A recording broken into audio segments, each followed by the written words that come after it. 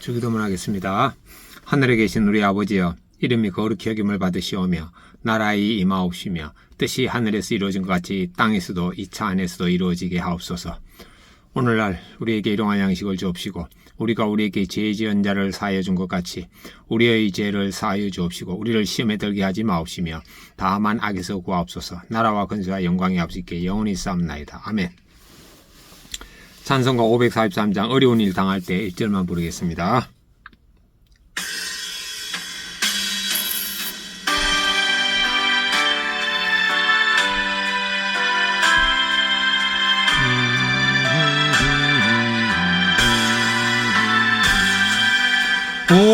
어려운 일 당할 때 나의 믿음 적으나 의지하는 내 주님 더욱 의지합니다.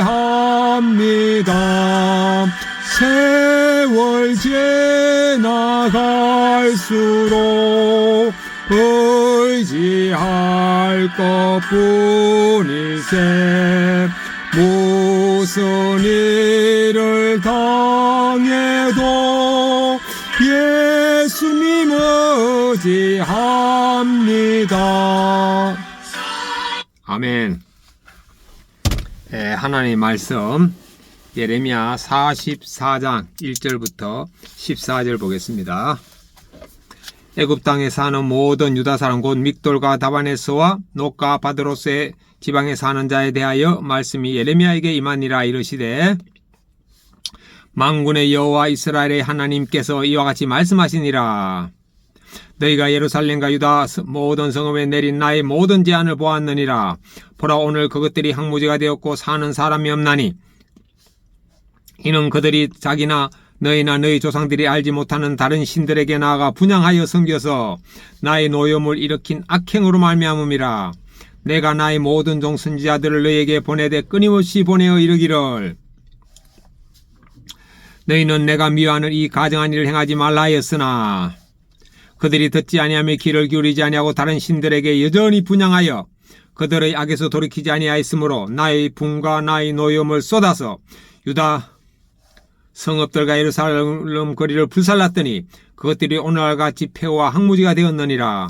만군의 하나님 이스라엘 하나님 여호와께서 이같이 말씀하셨느니라. 너희가 어찌하여 큰 악을 행하여 자기 영혼을 해하며 유다 가운데에서 너희의 남자와 여자와 아이와 젖먹는 자를 멸절하여 남은 자가 없게 하려느냐. 어찌하여 너희가 너희 손이 만든 것으로 나의 노염을 일으켜 너희가 가서 머물러 사는 애굽 땅에서 다른 신들에게 분향함으로 끊어버림을 당하여 세계 여러 나라 가운데서 저주와 수치거리가 되고자 하느냐. 너희가 유다 땅과 예루살렘 거리에서 행한 너희 조상들의 악행과 유다 왕들의 악행과 왕비들의 악행과 너희의 악행과 너희 아들들의 악행을 잊었느냐. 그들이 오늘까지 겸손하지 아니하며 두려워하지도 아니하고 내가 너희와 너희 조상들 앞에 세운 나의 율법과 나의 법규를 지켜 행하지 아니하느니라. 11절 그러므로 만군의 여호와 이스라엘의 하나님께서 이와 같이 말씀하시니라. 보라, 내가 얼굴을 너희에게로 향하여 환란을 내리고 온 유다를 끊어버릴 것이며 내가 또 애굽 땅에 머물러 살기로 고집하고 거리로 들어간 유다의 남은 자들을 처단하리니 그들이 다 멸망하여 애굽 땅에 엎들러질 것이라. 그들이 칼과 기근에 망하되 낮은 자로부터 높은 자까지 칼과 기근에 죽어서 저주와 놀램과 조롱과 수치의 대상이 되리라.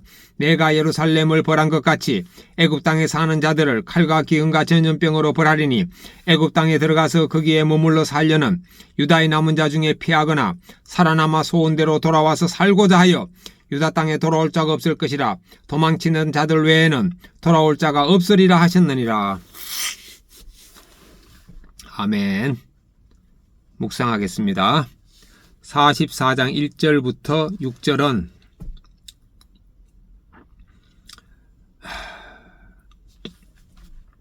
하나님께서 예레미야를 통해서 애굽 땅으로 피난하여 사는 유다 사람들에게 말씀하십니다. 유다 왕들과 고관들과 백성들이 하나님의 말씀에 불순종하고 악을 행하여 예루살렘이 황무지와 폐허가 되었다고 합니다.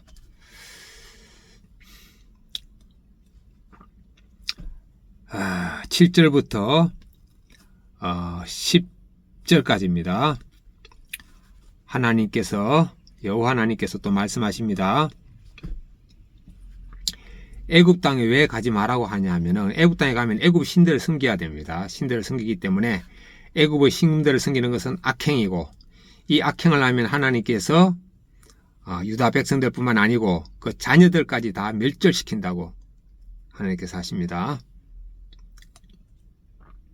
그리고 겸손하지 않는 것, 그 다음에 율법과 법규, 하나님의 말씀을 지켜 행하지 않는 것, 이런 것 때문에 유다 백성들을, 애굽 땅에 간 유다 백성들을 멸절시킨다고 합니다. 11절부터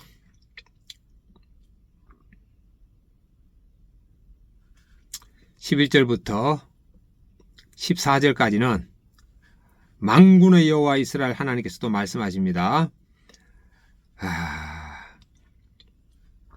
애굽 땅에 간 사람들에게 환란을 내려가지고 애굽 땅에서 도망쳐서 나온 사람 외에는 한 명도 남김없이 다 유다 땅에 돌아올 자가 없고 다 멸망시킬 것이라고 말씀하십니다.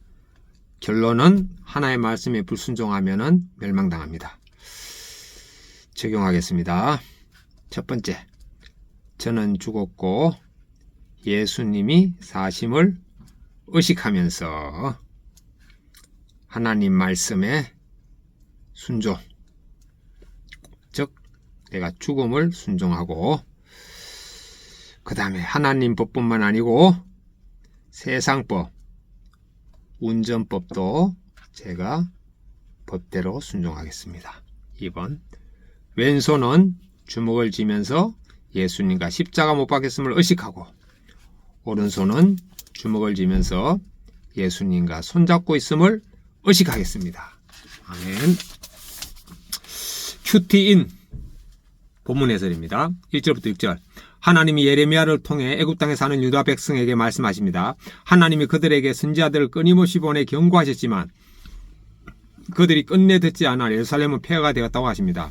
과거의 죄를 반복하지 않으려면 나의 가정함을 드러내는 하나님의 말씀을 매일 듣고 돌이켜야 합니다. 하나님은 말씀으로 우리에게 돌이킬 기회를 주십니다. 그리고 내가 회개하여 다시 살기를 원하십니다.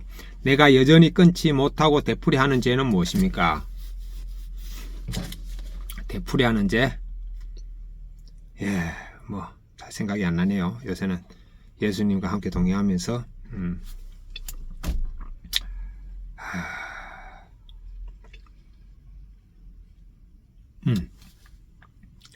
아내를 배려하지 않는 마음이네요. 되풀이하는 죄는.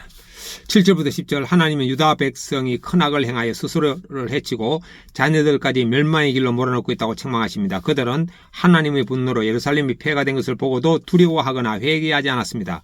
죄가 반복되니 하나님의 음성에 점점 둔감해지고 심판 앞에서도 마음을 닫게 된 것입니다.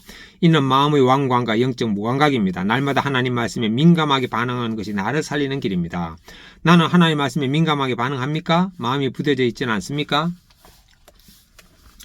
요새 동행일기를 안 쓰니까 마음이 많이 무뎌졌습니다. 오늘부터 쓰겠습니다, 아버지. 오늘 동행일기 3 적용은 동행일기 작성. 이걸 적용해야 되겠네요. 하도 안 했으니까. 자, 11절부터 14절. 만군의 여호와 하나님이 애굽의 피신에 있는 유다 사람들을 더 이상 두고 보지 않겠다고 하십니다. 그들은 예루살렘이 멸망한 뒤에도 회개하지 않고 애굽으로 도망한 뒤에도 같은 죄를 반복합니다. 하나님은 유다 백성에게 돌이킬 기회를 수없이 주셨지만 그들은 끝내 자신들의 고집을 꺾지 않습니다. 이에 하나님은 남은 자가 극소수에 불과할 것이라고 하십니다. 이처럼 끝까지 돌이키지 않고 완고한 자에게는 반드시 심판이 뒤따릅니다. 하나님의 말씀을 들으면서도 여전히 내 뜻을 고집하는 것은 무엇입니까? 잘 생각이 안 납니다. 기도하기. 과거의 징계를 보고도 돌이키지 않는 유다 백성처럼 저 또한 반복되는 죄에 무감각해져 회개하지 않는 죄인입니다. 저의 완고한 마음을 깨뜨려 주시고 말씀 앞에 겸손히 반응하게 하옵소서. 더 늦기 전에 주께로 돌이키는 자가 되게 하옵소서. 아멘. 묵상 간정. 손현선님, 재난에 대비하는 법.